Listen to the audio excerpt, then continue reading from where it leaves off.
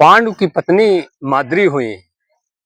माद्री मद्र नरेश जो थे शल्य उनकी सगी बहन थी। कहने का मतलब है माद्री के सगे भाई जो थे शल्य थे और नकुल सहदेव के सगे मामा थे। नकुल सहदेव के सगे मामा थे, इसलिए वो युधिष्ठिर के भी सगे मामा हुए।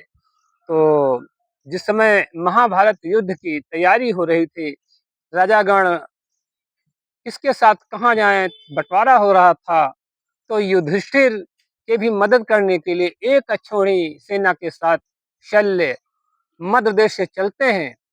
जब यह बात जब दुर्योधन को मालूम होती है, तो उसने कूटनीति से जगह जगह जहां रास्ते में इंतजाम करवा दिए, रुकने के इंतजाम, कितना स्वागत उसने किया। जहां जहां वो ठहरते थे, जहां जहां उनकी सेना ठहरती थी, उसने बहुत अपने शौकियों से स्वागत करवाया। स्वागत से बहुत ही प्रसन्न हुए। तो शल्य ने उनके कार्यकर्ताओं से कहा, मित्रों से कहा, मैं अपने प्राण देकर भी उनकी रक्षा करूंगा, जिसने इतना बड़ा स्वागत किया है।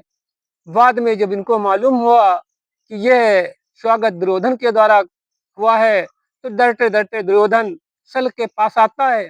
तो शल्य कहते हैं, दुर्योधन मैंने तो कह दिया है, तो रक्षा तुम साथ तुम्हारा करेंगे और हम तुम्हारी तरफ से युद्ध लड़ेंगे। जब ये बात युधिष्ठिर को मालूम होती, तो वो भी आते हैं और मामा से अभिवादन करके मिलते हैं और अपनी समस्या बताते हैं। तो शल्य ने कहा, हम तो कह चुके हैं दुर्योधन की मदद करेंगे, क्योंकि तुम भी भांजे कुछ अपने मुंह से कहो। तभी युधिष्ठिर ने हाथ जोड़कर कहा, मामा, कर्ण और अर्जुन के जब बीच युद्ध हो, तब तुम कर्ण की से जो सारथी बनोगे, उस समय तुम अर्जुन की रक्षा करोगे। शल्य ने कहा, तुम ठीक कहते हो, जिस समय कर्ण युद्ध करेंगे अर्जुन से, उस समय हम उनका जो मन है कर्ण का विचलित करता रहूंगा, उन्हें अनायास ही चढ़ाता रहूंगा। उस समय शल्य ने युधिष्ठिर से ऐसा कहा।